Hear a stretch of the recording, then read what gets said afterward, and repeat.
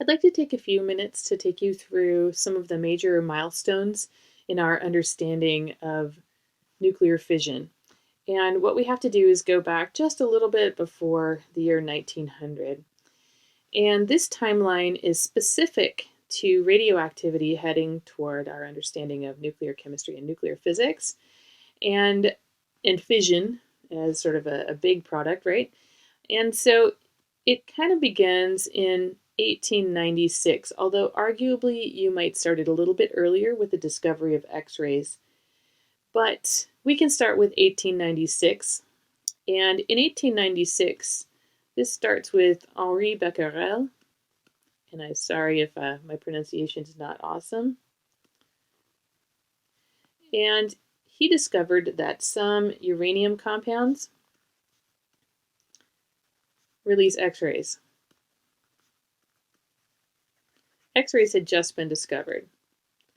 And he accidentally discovered this because he exposed some photographic film that was in a drawer, and it was sort of near the rocks that had uranium compounds in them. So he discovered this by accident and was really surprised to find that you could have X-rays coming from a rock. So about this same time,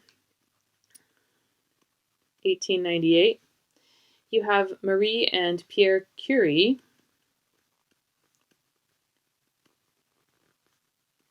and they were very fascinated by this discovery that Becquerel made, and they had been studying some radioactive materials too. They were studying specifically pitchblende, and they extracted from it two new elements. The first one was polonium, and when you discover a new element, you get to name it. So it's named after Poland, Marie's homeland. And Marie realized, though, that the polonium was giving off X-rays too, just like these uranium compounds were. But she was the one who had this realization that these X-rays are being emitted from the nucleus. It's not like some excited form where the electron, the outer electron is being excited and then it's relaxing and releasing light the way that we've talked about in previous sections. But instead that X-rays are being emitted from the nucleus. So from inside the atom, because she actually didn't know anything about a nucleus yet.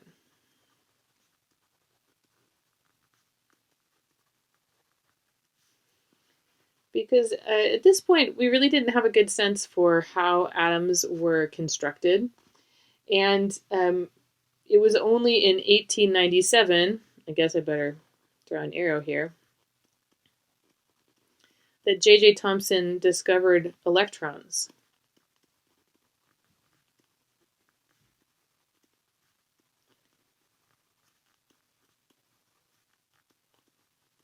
So people are still trying to figure out what atoms are like.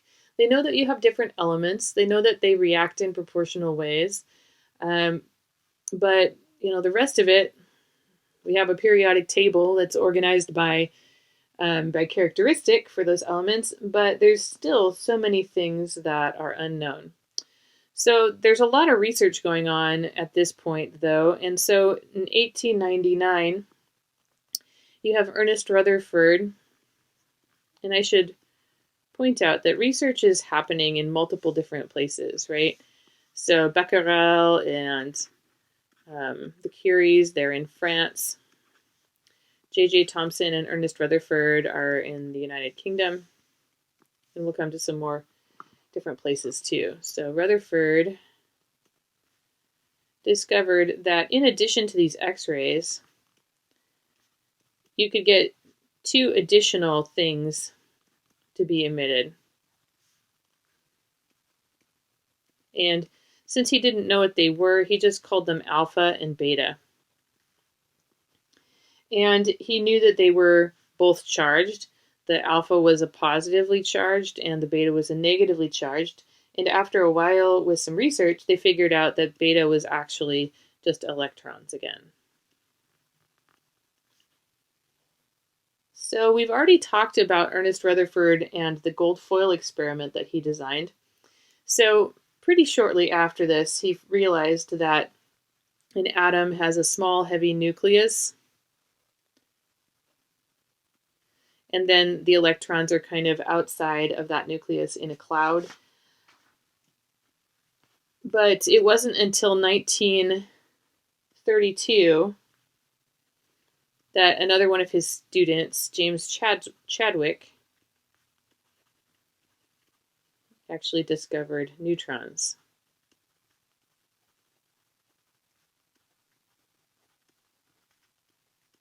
That's a lot of time, right? So neutrons are harder to detect because, of course, they don't have a charge, and it's much more difficult to make detection, to detect things that don't have charge. Because usually what people were doing was they were they were trying to shoot particles of whatever this type was through a magnetic field and get it to bend in the magnetic field. And then they could prove, oh, look, it's positively charged or whatever. So Chadwick would have been in the UK too. We also have researchers in Italy. Enrico Fermi was one of those.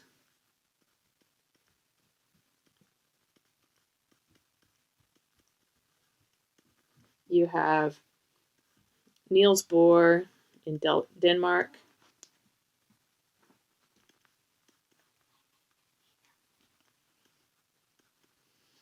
You have Lisa Meitner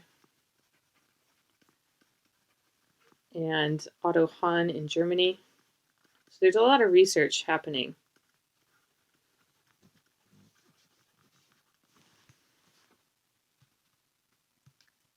These are only a few of some of the most notable researchers, and I'm mentioning them because I'm going to mention them again later.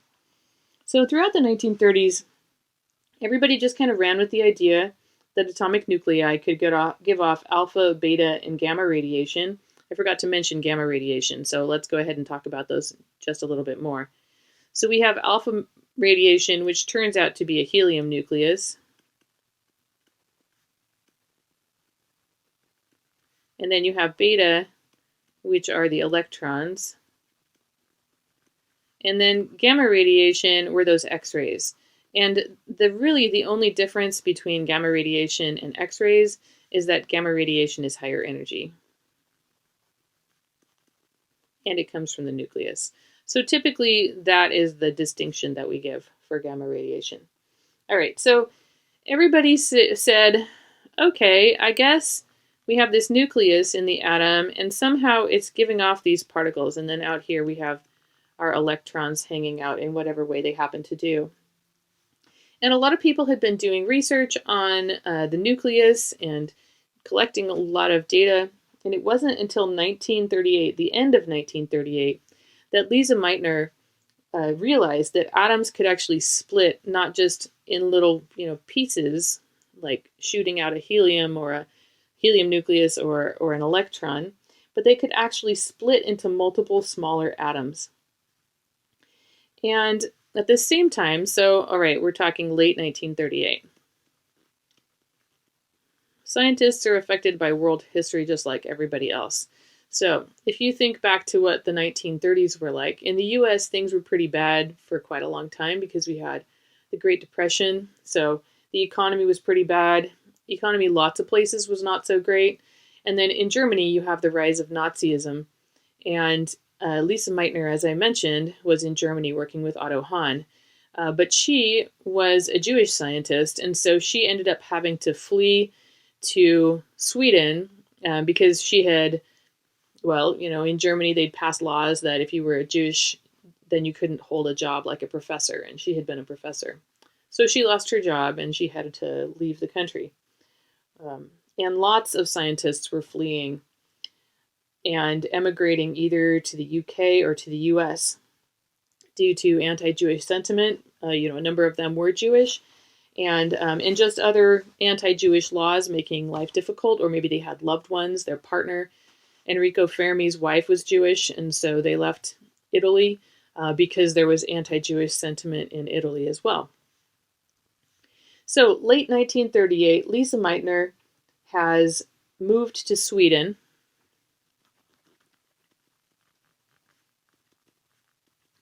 But she has kept working with Otto Hahn, who was a chemist, and Lisa Meitner was more of a physicist. And Hahn was still in Germany. And so he was still doing research, and he would send letters to Meitner and ask her about his results and consult about the experiments that he should do. So he wrote her a letter in late 1938 about some results that he was getting, and he was very, very confused. He was working with uranium,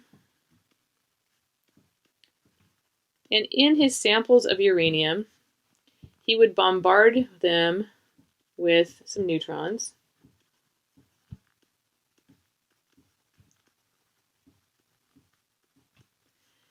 And after a little while, he would discover that he had some barium in his samples.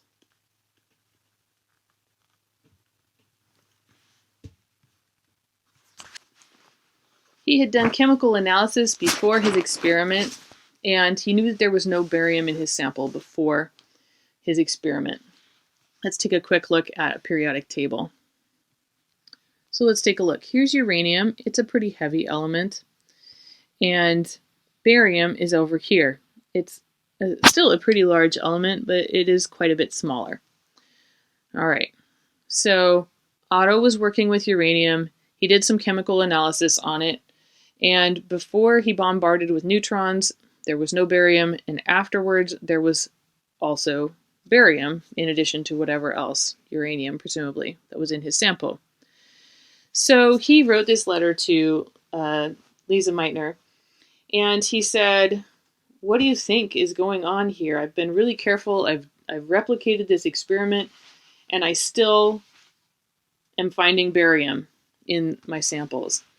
And she had received this letter actually just shortly before Christmas in 1938. And for Christmas, she was spending the Christmas holiday with her nephew, Otto Frisch. And like you do, on Christmas Eve, they went out for a walk to talk things over. And so they were talking through the results. And as they were walking and talking, Meitner proposed a new understanding for how an atom might work.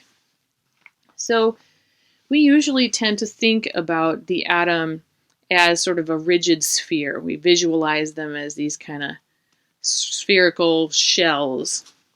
But rather than thinking about it as a hard sphere, she said, what if it's sort of like a water droplet? And just like any water droplet, it's holding itself together and it's sort of balanced by its internal forces. But if you disturb it, it can oscillate. So what if sending in a neutron makes it oscillate and kind of spread out a little bit? And what if it spreads out enough that it starts to get kind of a discontinuity inside itself, so that, like water droplets could do, they might separate into two smaller water droplets. They might not be the same. And then, of course, some energy. And there might be some other little particles like betas and alphas. So in her conversation, Otto Frisch, her nephew, thought this sounded reasonable, and he suggested that they call it fission because it reminded him of binary fission, the way that single-celled organisms might reproduce. So they wrote to Niels Bohr about their ideas, and Bohr thought it sounded really solid. And so he recommended that they write it up as quickly as they could and get it published. So they did. They got it published in the February 1939 issue of Nature. And meanwhile, Niels Bohr was heading to the United States. So this is December 1938, when Lise Meitner has this brainwave. February 1939, it's published. In March 1939, Niels Bohr arrives in New York, and he brings news of their innovation, their new understanding, and this completely overturns everybody's understanding of what was happening with the nucleus of the atom during these radioactive events. And at the same time, a lot of the scientists kind of slapped their foreheads and said, "Oh, why didn't we realize this?" Because many of them, including Fermi, had actually seen evidence that was very similar to the kinds of things that Hahn had been observing, but they just hadn't known to look for it because everybody had imagined atoms as these rigid spheres, and they hadn't envisioned that atoms could split in any kind of way at all. So this is March 1939. This is, 3 months later. And keep in mind, of course, that everybody is communicating by letters or maybe by telegraph. So this is not instantaneous communication for most things. Incredibly, by December 1942, we had the first nuclear reactor, which was called Chicago Pile 1.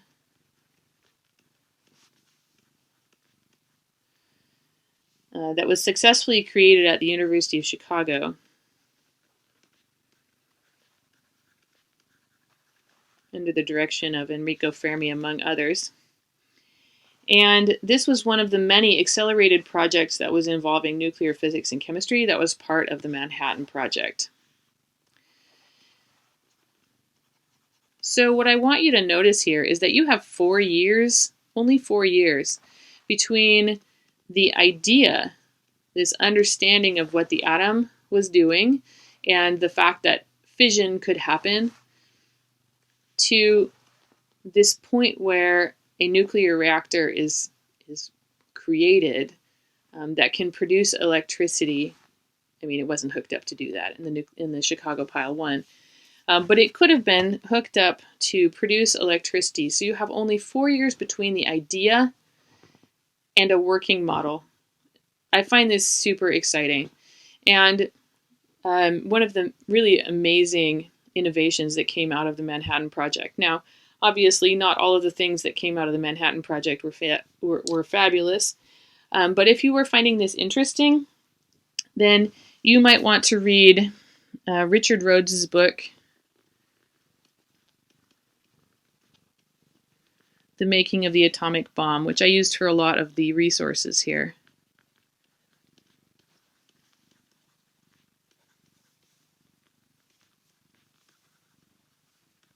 And you might also find some of the information at atomicheritage.org to be interesting too. So there's a lot of interesting information there about the development of our understanding of nuclear chemistry. So I hope you've enjoyed this brief history. There's lots more to learn, but this is as far as I'm going to go into it here.